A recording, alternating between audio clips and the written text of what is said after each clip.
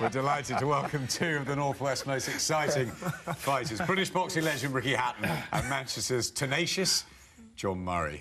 Interesting shots there. You know what, I'm always people are always saying to me, why have you never got any clothes on? I wouldn't mind if I was blessed down there. No wonder you're always getting cold. We'll start with you, Ricky. You're doing a lot of business down in Australia, aren't you? Yeah. I've got three Australian lads to promote. Obviously, Big Lucas Brown, Big Daddy. He was in the top 5 by all the world governing bodies now. We're off to Las Vegas next week for the WBC convention, try and pop him up a little bit further. And obviously 2 Olympians, Damien Hooper and Cameron Hammond. So I'm spending a little bit of time in Oz, as you can tell by my suntan. Enjoying the promoting, yeah? Yeah, I'm enjoying the promoting. I only have a small, group of fighters that promote and a small group of fighters that train. But, I've got, 2 European champions, Zanit Zakyanov, Sergei Rabchenko. They're in the top 5, in the WBC now. Zanit's actually #1 now. Lucas in the top 5, all the all governing bodies, 2 Olympians, and 3 very talented lads back in England that I train, the 3 Upton brothers. So I'm loving it, just giving it a little bit back. It's only a small group, but I'm enjoying it. You're enjoying the training. So are you now, aren't you, John? Now the gloves have been hung up. That's it. I started training just before I retired. I trained my brother for the first time as a trainer when he boxed Liam Walsh. I'm really enjoying it, yeah. It's something new, it's a completely different buzz. But I'm doing well, and I'm enjoying it. I'm getting a new buzz out of it, and I'm doing the best I can for the lads. New gym? New gym, yeah, that's it. I've set up my own gym. I'm living there pretty much. I'm training lads as young as 4 years old, all the way up to training professional fighters, and I take all the classes myself, run everything myself, and people are coming down to the gym and they're getting the experience that I've picked up throughout my career, and I'm passing it on to them, and that's all I can do. John, you're looking to make a mini-me, or you're looking for something special, something else special? Yeah, not trying to make clones of myself. Every fighter's different, and you've got to bring out what's best, what they do. You look at my brother Joseph, he's a completely different fighter to myself. I work on what I can do to make him, the best he can be, and that's what you got to do. I think that's what makes a good trainer, rather than just clone what I used to be. You've got to, bring out what they're good at and what's good for them. And I remember fighting kids that was like our Joseph and what they used to do good, what works against me, and I try and do the same for him, just get them nice shots, some nice fast combinations. And yeah, I never used to like him, but when I watch him landing them on other people, I like to see it work. Good stuff. Ed's question of the week now relates to the fine boxers from this famous fighting city. Yeah, it's great to have Ricky and John in the studio today, and Stephen Foster Jr., the son of the Viking and prize fighter, on Saturday. So this week, we're asking you to name your favourite fighter from the Manchester area and tell us why. There's so many to choose from. In recent years, champions like Carl Thompson, Steve Foster the Viking, Michael Brodie, Michael Gomez, Anthony Farnell, Jamie Moore or Anthony Croller. That's just to name a few of them, Adam. Yeah, there's a whole load, aren't there? In just over a week, Bolton's Amir Khan has his crunch clash with Devon Alexander. We sent our cameras deep into his Californian training base. Amir is preparing meticulously under elite trainer Virgil Hunter, and he can't wait to headline at the famous MGM Grand. Since I was a kid, my dream was to fight in America and fight in the likes of places like Vegas and Madison Square Garden. Now, I've fought at the Madison Square Garden. That was my first American fight, and then my dream was to fight in Vegas. I did that. I achieved that, and the biggest dream was to fight the MGM, top the bill in Vegas. Have my picture on billboards all around the strip of Vegas, and that's what's happened this time. Alexander's a great fighter. He's very tough. He comes to fight. He's southpaw, quite awkward. He's got quick hands, good movement, decent amount of power. So yeah, he is very dangerous. A lot of experience under his belt. 3-time world champion he is. So he's tasted that, big world title. Fighting the world title stage. He's tasted that before. I respect all my opponents. Boxing is the toughest sport in the world, and you have to respect every fighter out there. We've been sparring hard, and we've had some great sparring partners from all over America who flew in and sparred with me, and strength conditioning with. My trainer, Tony Brady, has been very good. I feel strong at this 147 weight. Plus, having Virgil in my corner, who's going to be telling me what game plan to stick to and what technique to use in the fight. I mean, I've got a great team around me as well. So nothing I've done, I've not missed anything out. I'm going to go in there and do everything I've learned. We've been working on the same thing, perfecting his understanding of position, perfecting his sense of the fight, continuously developing that sense of performing when it's time to perform, and also performing, so to speak, when it's not so much time to perform. I mean, the performance is continuous, but the different phases, the different levels of performance, that's what's being inputted to him, and he's getting a good grasp of it. It's going to be like a game of chess. You can be hit, move, you know, hit the right angles, and it's whoever comes out stronger, really. And I really believe, you know, I have the better punch power, I have better knockout percentage, and, you know, I have a little bit more experience, I believe, in this going into this fight. So, yeah, it's going to be tough, but it's going to be a fight that's going to probably favour me more, because if it does become a boxing match, I think I'll outbox, you know, Devon Alexander. I think he's a good boxer, but I don't think he's, you know, on the same level as me. Amir Khan, looking good, sounding good, and a vital time in his career, Ricky. Very vital time for his career. You know, I mean, we're talking about he's been linked with Floyd Mayweather. And I think he's got a good chance of getting the Floyd Mayweather fight, and he's picking the right opponents, you know, in American opponents, former world champions, Louis Collazo last time, this time Devon Alexander. If the Mayweather fight doesn't come off, he has been linked with Pacquiao, actually. Is it coincidence he's fighting a second southpaw on the bounce? Might he be going that way? You know, we never know, but I think he's sounding good. His last performance was very disciplined. He moved up a weight, you know, didn't get involved, stuck to his boxing, didn't trade with Louis Collazo. I think that just shows you how much maybe the pennies dropped, that he knows what to do tactically now. Or maybe it's the trainer, Virgil Hunter. You know how tough Louis Collazo is. Obviously, you had that fight with him a few years back in Boston. But do you think Virgil Hunter has made an improvement in Khan? Well, you know, the key here is disciplined performance. Against Louis Collazo, he's very disciplined. Amir can stick to, you know, uses his speed, his boxing ability, his talent, you know, but after 2 or 3 rounds, he likes to get involved. But he didn't against Collazo. He thought, I'm up at 10 stone 7 here. I can't afford to stand with these guys. And he didn't. He did from the start to the finish of the fight. Really, really disciplined. And maybe that's this new trainer. That's, you know, that's drilled it into his head. Listen, don't stand still. And you can see the work he was doing on the pads there, always moving. Yeah. John, do you rate Amir's commitment to take himself away and set up camp, more or less set up home abroad? Definitely. I think, you know, a fighter like that, he's going away from home, he's taking himself away from his own comforts. It's only going to make you a more hungry and dedicated fighter. I watch Amir Khan's latest fights and I see a man that's matured into his style. He's a better fighter now than I think he's ever been. And, you know, you got to give him a chance against any fighter in the world, including Floyd Mayweather. Well, they're talking about him against Devon Alexander next Saturday, but Alexander's his style is kind of similar to Amir's. He's a boxer, he's nice and patient. It's harder than what people reckon? Definitely, it's going to be a tough, tricky fight, and especially if you get 2 boxers, one being southpaw, it can be an ugly fight, but Amir's got the skills and the talent to win this fight, and I'm sure that he will win it. He's took himself away, he's working hard, and he's getting himself in the mindset to do a number.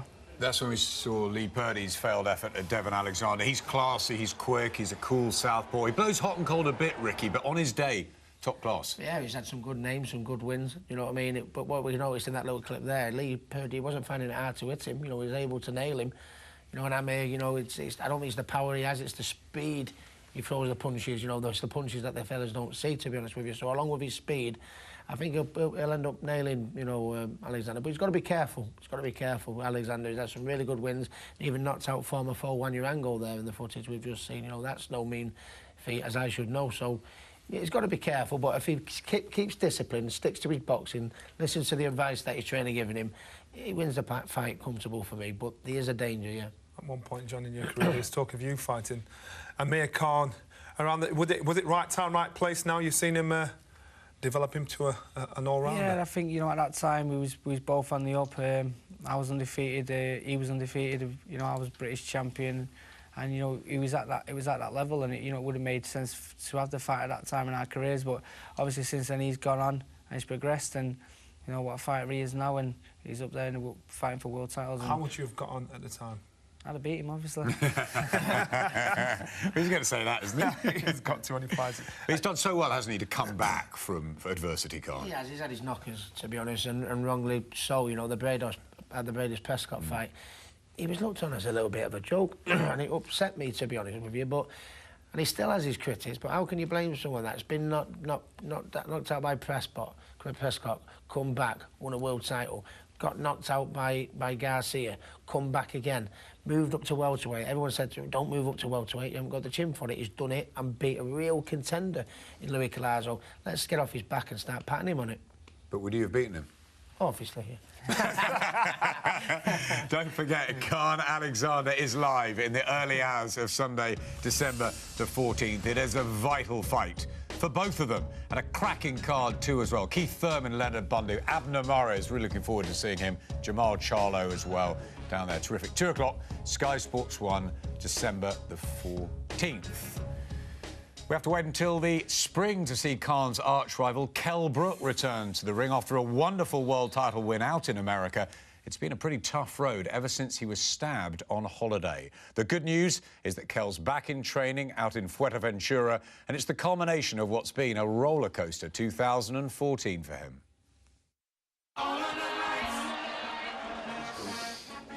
Let's go, Kell. Come on. Come on, Kell. Let's go. Come on.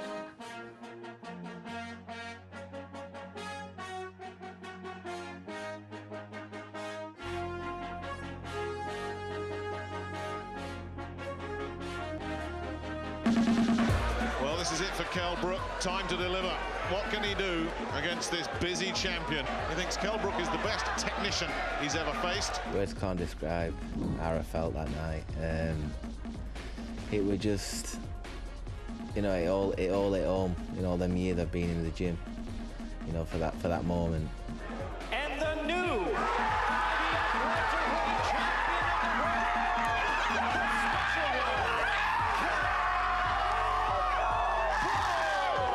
Every fighter, if you speak to him, all they ever want to do is become world champion. It's so hard to do, especially going to, you know, to the champion's backyard and, you know, over to America and winning it.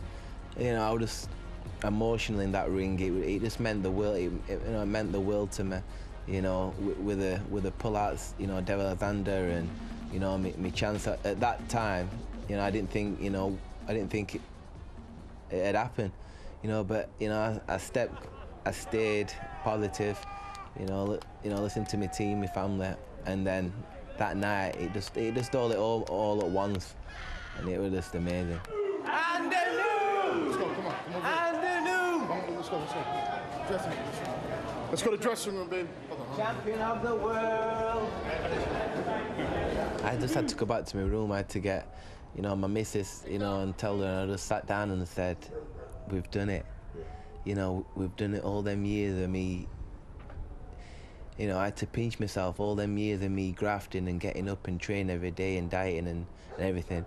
You know, I couldn't celebrate with everyone else. I just needed to be quiet on my own and try and think in, and just, you know, me and her would just sat there, we're just like trying to work what's just happened, work it out. It was just unbelievable, you know, out there.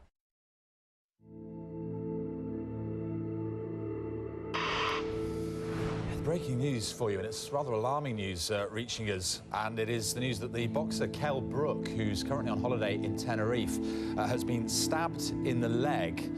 Brook, as we know, won the IBF welterweight title. He recently beat Sean Porter, and as we now know, he has been on holiday in Tenerife, and we've just heard that really terrible news. Yeah. I was scared, you know, blood would just, you know, I could see the blood, you know, spurting out, and you know, felt really faint, you know, and the next minute, you know, I woke up after an operation in theatre, you know, and they said I had a blood transfusion, so I lost a lot of blood.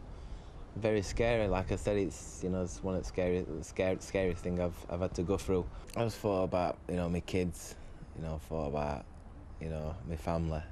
You know, I thought, this is it. You know, I fought for the worst, but, you know, it went a nice feeling. I just thought, you know, I need to get away from where I am. I'm not just that normal kid anymore from Shirecliffe, you know, that young kid.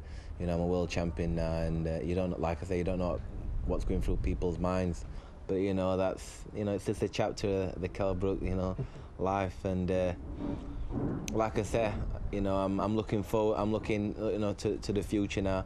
I'm world champion, and you know, like I've been banging on about, you know, now I am champion. I want to be fighting the very best out there.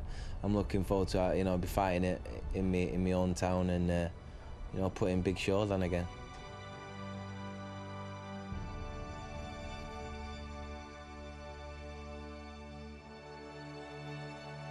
I'm feeling good and with the lads, you know, I'm eating well, I'm training, I'm getting up early, I'm training. I'm back doing, you know, the thing I love. And like I said, I'm 16 weeks out from a fight. Looking at getting back out in March. I'm looking at defending that world title, you know, in Sheffield. But, you know, when I get back, I'll be talking to Eddie, and, you know, we'll be deciding his next move. Over December, Christmas, New Year, there's going to be none of that for us. It's all about getting Kell Brook back up to fighting fitness, being on form, and, you know, to defend that world title that he's worked so hard to get. I'm back, I'm smiling, you know, I'm healthy, you know, I'm moving forward, you know, and I just can't wait, you know, to get back in, you know, I just can't wait to get back in that ring, you know, and give the fans in England, give him a brilliant fight, and you know, an undercard, and you know, just doing what I do best, and you know, putting great shows on. We hope so. It's certainly good to see him back on his feet. How is he mentally and physically? I mean, you know him well. Yeah, he's just come back from training camp. I think he feels more at home once he's in that environment of fighters and having somebody to look forward to. So it's good to look forward for him. Ricky, we all know as fighters, once you get in the ring, people see the end result, but they don't know the turmoils, the ups and downs coming to that point. No, it's people don't see behind the scenes. I mean, the boxing, the fighting side of it's hard enough, but the making weight, the training, you know. And listen, you know, boxers, you know, we all have problems in our life about get on our nerves on a week-to-week basis. You know what I mean? But you're supposed to deal with it and get on with the training. You know what I mean? It's, you know, it's really, really hard. You know what I mean? It's you know, a happy boxer is not just what he does in the four walls of the boxing gym. It's obviously what happens outside them four walls of the boxing gym. So it's what makes it the toughest game of the world. You know, there's lots of things people don't see. They just see the end products and the champion raising your belt, but they don't see what's gone into that. Yeah. John, he did so well, didn't he, winning the world title over there against Sean Porter, and then just 3 weeks later finds himself in that predicament. I mean, it's terrible, isn't it? It is terrible. That's boxing. 1 minute you can be right up there, and next minute, you know, you're right at bottom. And you know, I've always liked Kell. He's one fighter in the country that I look forward to watching, and obviously hearing that terrible news when it happened the way that it did, you know, you was worried for him. Yeah, we're all looking forward to hopefully him getting through his next fight, and hopefully in the summertime him and Amir Khan. Absolutely. You know, we're talking about Amir's, you know, chances of fighting Mayweather and Pacquiao and people like that. If them fights don't come off, there's, you know, a fight that we could have. We've got a nice era at the minute where we went when George Groves boxed Cal Frock. We went back to the Ben Eubank era where British fighters were having big fights, big 50-50, you didn't know who was going to win. So I mean, you know, if Carl and George can get 80,000 at Wembley, don't tell me that fight can't. So it might be the one. If the Mayweather fight doesn't come off from Amir, maybe that's where we should be looking. Who would start a favourite in that one, Cal or Amir? It was pick and fight. I mean, I like both fighters, both exciting to watch. I wouldn't like to call it. It's a packed welterweight division, it really is, you know, top to bottom. I think there's debate will rage about the order of sort of the top 10. I mean, look at it. It's world class, isn't it? Through and through. Ricky, when I first saw that, I had my opinion. Do you think that's right? Look, Amir Khan is number 8. Marcus Maidana, who Amir beat, number 7.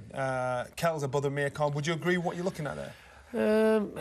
Yeah, I don't know. I think from 3 down, you know, downwards to maybe Amir down there at 8, you could shuffle them all around it, you know, in a different way. You know, Timothy Bradley, does he deserve to be 3? Well, Marquez hasn't been maybe that active, has he? You know, does he deserve to be 4? I think from 3 to 8, you could shuffle that in any other order. I think the main thing is there everyone there that's in the pack. You know, they're all good fighters. You know, great time to be a welterweight as well, isn't it, John? Brilliant. Great time to be a welterweight. Difficult fights, but if you, the reason I think John would agree with me, the reason why we went into boxing is to try and be the best. and there's a fair few to go out there, isn't there? Yeah. So, one thing, it's dangerous, but it's good. It's good for the fighters. They, you know, they should be thriving at that, Kell Brook and Amir. Well, we're getting some news in, I think, Ed, about a past great. Can you tell us more? Yeah, good news for British boxing fans. Prince Nassim Hamid has finally been inducted into the International Boxing Hall of Fame, which is the one in Canastota that Joe Calzaghe was inducted into this year. He's been on the ballot list for a few years, and a bit controversial that he's not actually been selected. Eastside Boxing are running the story. Nassim Hamid, Riddick Bowe as well, and Ray Mancini. I think it's well-deserved, especially if you say it's Boxing Hall of Fame as much as for ability. He was a very good fighter at his peak, and I seem to remember Ricky actually boxing on his undercard for the Kevin Kelly fight in New York. Yeah. About your second fight, wasn't it, Ricky? Yeah, second fight, yeah. It was, yeah. Fantastic experience, you know. It was only like 6 months earlier. I was boxing and working men clubs in Manchester, and then, you know, a few months after, you know, I'm at Madison Square Garden. But no, it was brilliant. I think Naz is one of the greatest fighters this country's ever had. You know, on his ability and that. It doesn't matter how he bowed out of the sport. You know, you judge him on his ability, and some of the, you know, the fights he won and the people he boxed against. Explosive puncher, you know. I think he was one of the best we've ever had. That fight with Kevin Kelly will live long in the memory. What are your thoughts? You were stablemates for a long time. Great news. Great news for Naz. Great news for British boxing. Great news for the Winkelbeck Gym. Yeah. Great news all round, regardless of what you think of him. Love him or loathe him. Excellent performance. Congratulations, Nassim Hamid. We look ahead to this weekend's action after the break. Prize fighters back at the home of British boxing. York Hall Bethnal Green preparing itself for another lively night. This time, it's the lightweights. Welcome back to Ringside, where Johnny and I are joined by two of Manchester's finest, Ricky Hatton and John Murray, both of whom have excited us all over the country, even at our spiritual home of York Hall. They certainly did. I even won my world heavyweight title there. World heavyweight You don't believe me, do you? Is that the WB? Googlist it. Googlist it. Have World heavyweight title. I did. Dear. Our final domestic night of 2014 is from East London, and it's bound to be a thriller minute as prize fighter returns. John Beloff takes us through the lightweights, ready to battle for that big cash prize. It's crash bang wallop in the capital this weekend. Prize fighters back. Rogan has heard down and down he goes! And that is surely going to crown him the prize fighter champion. Oh, that was astonishing! It's toe-to-toe, a brawl! It rocked him to his boots. And how about that? 8 hungry all-action lightweights take centre stage in Britain's premier knockout show. Leading the cast, one-time European king Stephen Foster Jr. At 34, hoping to start a new act in his storied career. Stephen Foster Jr. in a dramatic upset win! Be excited, because I'm not over. 34 is just a number, you know. I'll show you that I'm still here and I'm ready to rock and roll. Another stepping back into the spotlight is a past British champion and prizefighter victor, Gary Buckland. The Welsh warrior knows exactly what it takes to be the last man standing. Right hand from Buckland! Oh, I don't think he'll make it! Can he now become the first boxer to win the tournament at 2 weights? I'm not going there to lose, I'll make up the numbers. I'm going there to win it and, you know, win that trophy home and get that £32,000 check if I can. Danny Cassius Connor is hoping to go one better than last time after reaching the final in July. I'm not in there to come second, I'm not in there to come last, I'm in there to be first. I want to be the best. Connor could clash with former foe Michael Devine, who's one of a crop of young faces seeking a breakout night. I ain't worried about no one. Like, I think on my night I can perform better than anyone. It doesn't matter whether like they're cheering for me or not, you know what I mean? It's all the one to me. I'm focused, I'm there to win. Simple as that. I've just got the busy work rate that suits the 3-round fights. I've got a good engine. I do believe that I'm the biggest puncher. If I catch any of them on the button, they will go. No, I'm an underdog. Everyone loves an underdog, don't they? So I'll go in there, I'm going to give it my all, and leave everything in that ring. Also featured in a separate 10-rounder, the highly touted hopeful Martin J. Ward makes his first appearance at the historic York Hall. The super featherweight contender has a crunch clash against Maxie Hughes in a British title eliminator. It's great topping the prize fighter bill. See me picture on the main headline on the posters as well, just gives you extra buzz, and that I'm making a statement to every super featherweight in Britain. So, who will steal the headlines on Saturday night?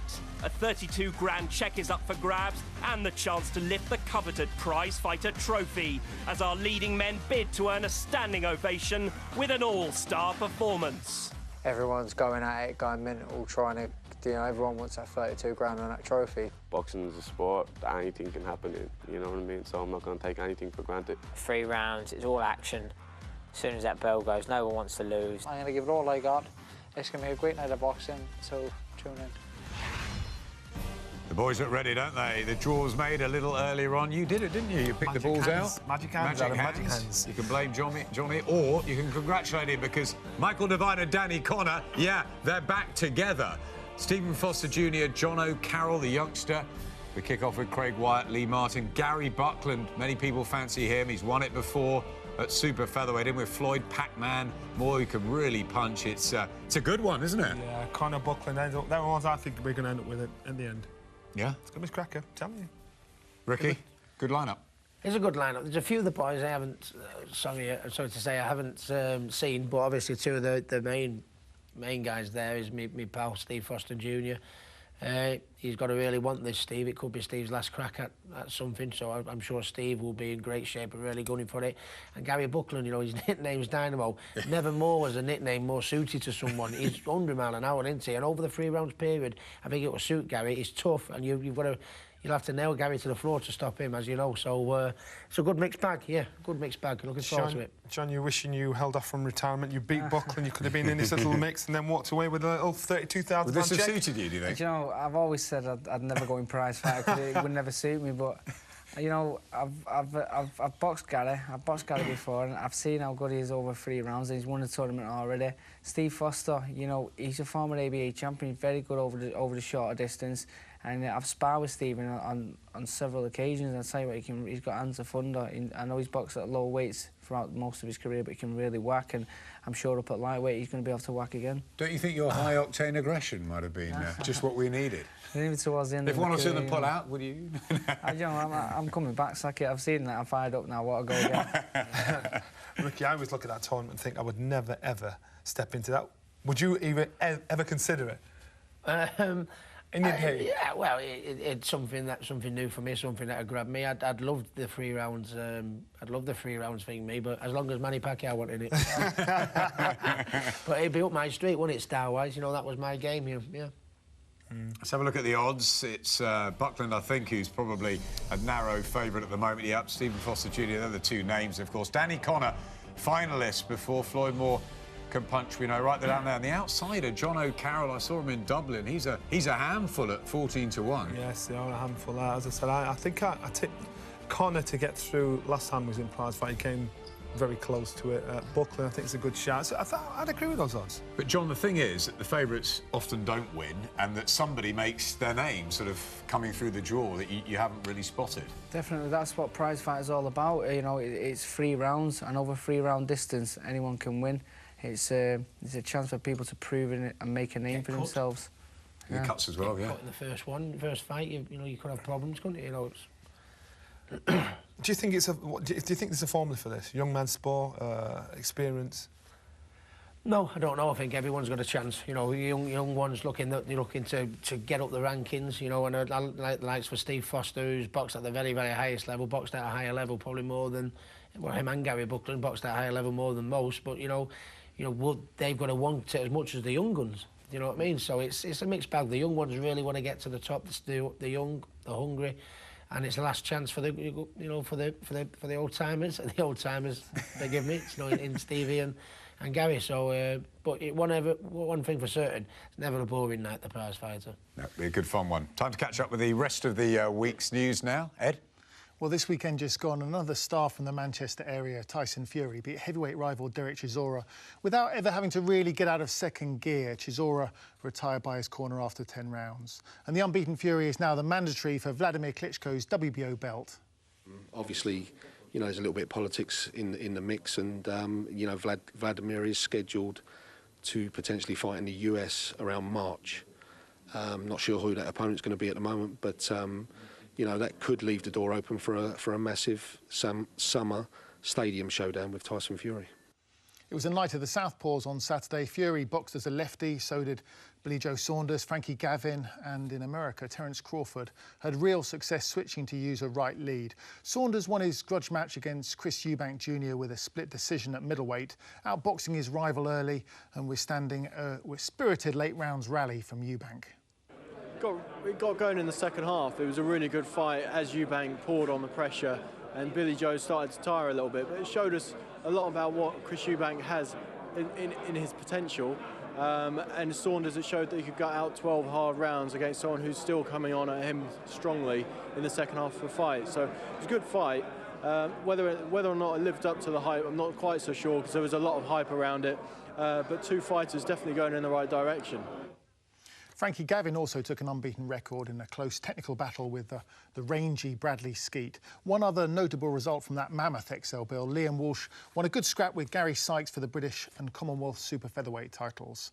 Then in Nebraska, lightweight champion Terence Crawford defended against another former Ricky Burns opponent in Raimundo Beltran. Crawford boxed beautifully to earn a unanimous decision. He now plans to step up to light welterweight. Also on that promotion, Evgeny Gradovich scraped by with a draw defending his IBF featherweight crown against Jason Velez, a fight watched at Ringside by mandatory contender Lee Selby. I thought it was a good fight. I thought he won the fight. Some of the scorecards I didn't agree with. Watching it live, it looked like he was a clear winner. And what's the latest regarding you challenging him? Well, we're just waiting on our management teams to work out a deal, but the IBF have ordered the fight before the end of March, so it should take place before then. So you don't think there's any danger of him having a rematch with Velez? I don't think so, no. I spoke to the top rank promoter, and he said he'll try and make the fight next. So how excited are you by this opportunity, and what chance do you give yourself? I'm really excited. I would almost guarantee myself winning. My management team's done an excellent job. All my opponents have been similar stature to Gradovich, similar style, and just gradually getting better and better. He's a little step ahead of Brunker, I'd imagine it. In many ways, he's a better version of Joel Brunker, isn't he, in style? That's it, just a little bit better, but he's around the same size, same height. So Brunker was a perfect warm-up fight before going into it. And do you think you might have to travel for your opportunity? Possibly. But speaking to a few of the top-ranked people, they're happy to let him travel. So if the money's put up, you'll come to the UK, I think. Well, another Brit looking forward to an exciting 2015 is Anthony Joshua, starting with a January step-up in class against American Kevin Kingpin Johnson. The two came head-to-head in London this week with the big question, after starting his career with 10 straight knockouts, can Joshua become the first man to halt the former world title challenger? We've looked at his resume. He's been in with great opponents. You know, I'm not saying he's a winner because he hasn't beat these guys, but what he has done with these guys is caused them difficulty, taking them places that they've never been. These guys are experienced as well. So imagine a guy of my caliber who's just got potential in with a guy of Kevin Johnson's caliber who's got a lot of experience. Not that he's a winner or he's a knockout merchant, but it's a great fight for this stage for sure. When you put them both in a pile, I think you put us both out, and it's a great matchup. I don't know why, but I know I'm going to beat him because I'm known for destroying Olympians, because Olympians come into the pros with one mistake, and I got the antidote for that. I don't knocked out 3 Olympians already in my career. Ask me why I knocked them out, because they forget one thing about when they come into the pros that I got the key to. Do you think you're going to be the first man to stop him?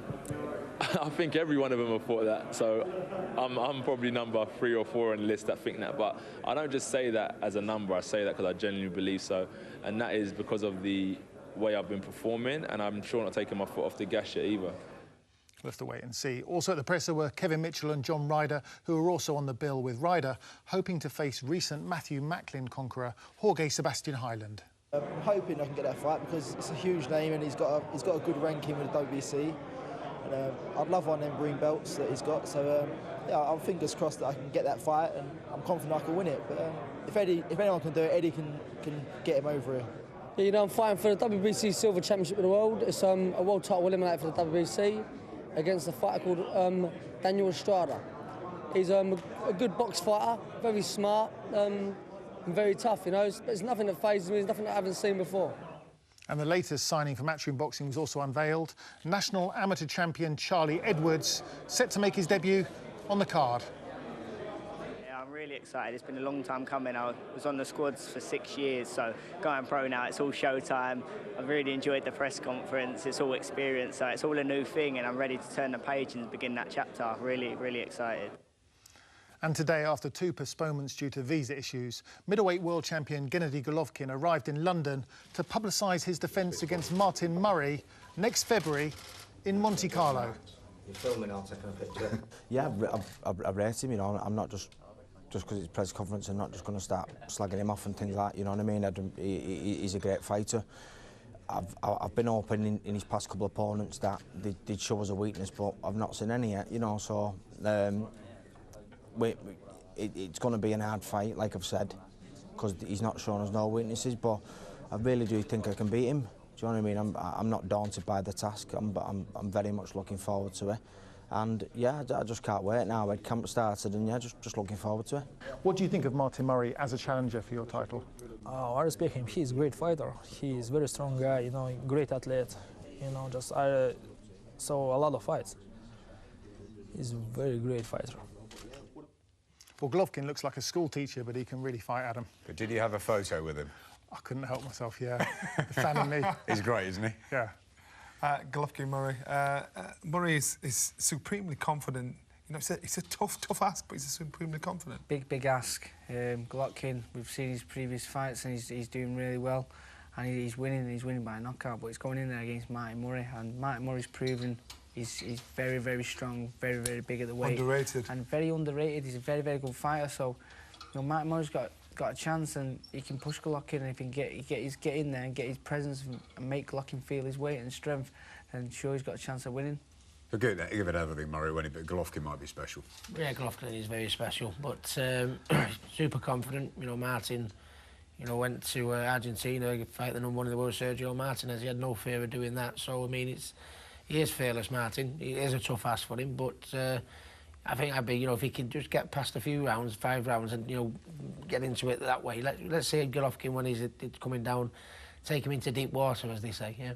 Quick line on the heavyweights. Obviously, Tyson Fury, big year next year. And your man, Lucas Brown, you say you're going to the convention to... he's in the mix. It could be really take-off time again for the heavyweights. Yeah, it is, you know, to be honest with you. You know, Tyson looked really good. You know, Derek, he just didn't see him at the races, you know, to me. But let's give the credit to Tyson. You know, he boxed well. Derek couldn't really get near him.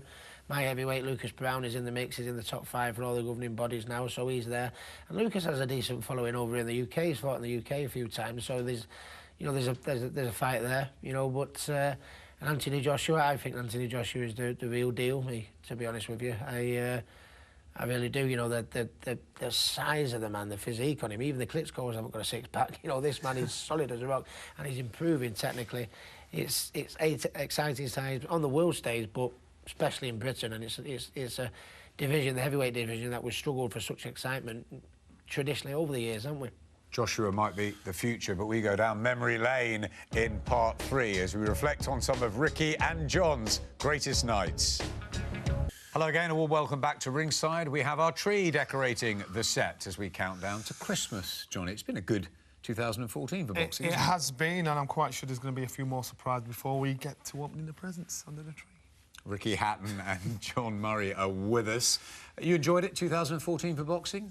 Especially like Froch Groves, big fights. Yeah, very much so. Big fights in the pipeline as well for next year as well. So I think you see the prospects coming through, like Callum Smith and Luke Campbell and Anthony Joshua. You know, when I'm here, and Cal Froch, and you know, people like that pass on. We've got the next, you know, batch coming through, and the heavyweight division in Britain's thriving now with Tyson Fury, so I'm looking forward to next year, yeah. You know, when you look back at your career, the general public will think it's one particular fight. What is the part of your career that stands out the most to you? That's most precious to you? The thing that's most precious to me is my fan base, to be honest with you. You know, crowds that went over to Vegas, 30,000 and 20,000. You don't get that much go to the World Cup. They come to watch an individual. I would never, ever wake up from that dream. But, I mean, the Costa Zoo night was my greatest win. You know, #2 pound-for-pound fighter in the world. He had good wins in Vegas against Castillo. I think he crept in for #10 pound-for-pound. The only regret is I didn't get to beat the #1 in Manny and Mayweather, but they were, even in defeat, they were still great occasions. You know, when Oscar De La Hoya says to you, Ricky, that was never done before, what you did for the Mayweather fight, and it will never be done again. That's like winning a world title in itself as well. It was unbelievable times. Unbelievable times, and they can't take that away from you. Yeah. Can't take away the skill as well. Those 3 losses were at the back end of your career, so people got to remember. In your day, you were the man. Yeah, well, I had a lot of people forget before I fought Costa Zoo, I had 15 defences of the WBU title. Taki, Oliveira, Vince Phillips, Faxton. How long ago was that war with John Faxton? Yeah. And I never was a master of defence, so I wasn't really destined to have maybe as many fights as I'd done. So when I fought Floyd, I moved up, don't forget. I was never a welterweight as long as I had hold in my backside, but I moved up a weight in order to challenge him, and I gave him a good run for his money. By the time the Pacquiao fight come, I think it was just past me best. Costas, your greatest night, and maybe someone like Ray Oliveira, the greatest performance? I don't know, I'm thinking back. The Ray Oliveira fight, everyone was... Because I beat Mike Stewart to become the mandatory for Costa Zoo, and everyone thought, what's he fighting Ray Oliveira for, in December? But that was my best, that gave me the confidence going into the Costa Zoo fight, because I showed I could box, I could show I could be aggressive, I could, and, Ray Oliveira was tough, great work rate, great volume of punches. Nobody really expected me to get him out of there, but I did. I broke him up bit by bit, and that's set me up nicely for the big one, yeah. John, a couple of weeks ago you officially announced your retirement, but in your day you were a fiery handful. What stands out for you? I've had so many highlights throughout my career. Obviously, I've boxed in Vegas twice, and I've boxed for a world title in Madison Square Garden, winning numerous titles, English title, Young Boxer of the Year, WBC Youth World title, British title, European title. So I've had a very decorated career, but I think the highlight of my career and probably one of my best wins was winning the British title. And Lee Meager. Yeah, Lee Meager. I think, that night everything just come to its best, and going into the fight, it was a 50-50 fight, but I just the buzz of boxing for the British title, and that all just fired me up, and this has to be one of the best performances of my career, I think. And you're always exciting to watch, even in your last fight with Crawler. I mean, still great value. Exactly, yeah. I think, no doubt about it, there's no quitting me, and I'll fight until there's the last ounce of energy in me, and throughout my whole career, I've win, lose or draw, Be in Manchester. Well, this is it, Ed. Let's find out what people are thinking out there. There's so many, aren't there? Manchester fighters and memories. There's so many, and when you look through them, they were all crowd pleasers. So you've got Michael Brody, who was so unlucky not to win a world title against Willie Herin. The Irish-Mexican Michael Gomez, who was a training partner of Ricky. John Murray, obviously. Jamie Moore, Tyson Fury, all getting a mention. Pat Barrett, who had that unbelievable left that never quite made it to world title level. He lost to Manning Galloway. Anthony Farnell. People are saying Anthony Crawler is definitely one of the nicest, and he's got his world title shot against Richard Abril. But the undisputed #1, Ricky Hatton, he turned Vegas into the UK, people are saying. Lots of fond memories of the Kostya Tszyu fight at the MEM, which was just incredible, and people claiming he would definitely have filled Wembley Stadium. It's a great achievement, isn't it, Ricky? It is, to be honest. We're very proud Mancunians, as John will testify, but when you think that if people pick me above all them names there, then it's not a bad bunch to be over. And it's nice that you see the majority of them. Michael Gomez, his son Michael Gomez Jr. is doing well as a professional. Anthony Farnell's going to coaching. John's going to coaching. I'm going to coaching. We're trying to bring the next crop of Mancs back. So yeah, it's still buzzing, and there's plenty to look forward to for us in December. Prize fighter back on Saturday. 8 lightweights going for the KOs and the cash. Good fight too with Martin J. Ward and Maxie Hughes. 8 o'clock, Sky Sports 2. Ringside comes from the Nevada desert next week as we bring you the news ahead of Amir Khan's big ring return. All the build-up, Sky Sports News and skysports.com too, and the action live in the early hours of Sunday, December the 14th. Ed will be holding the fort back here. I'm sure John will be tuning in. Ricky will be out for the WBC convention, and Johnny, we're letting you out as well to Vegas. We go Vegas, baby. Big time. We can't wait for next week, but before then, it's another exciting night of Prize Fighter.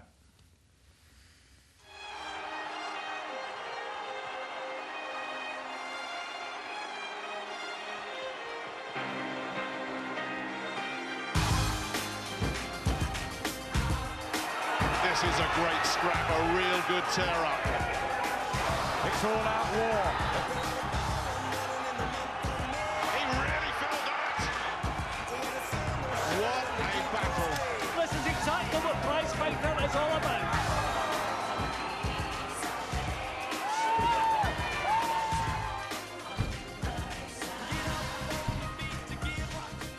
Enjoy Sky Sports Live.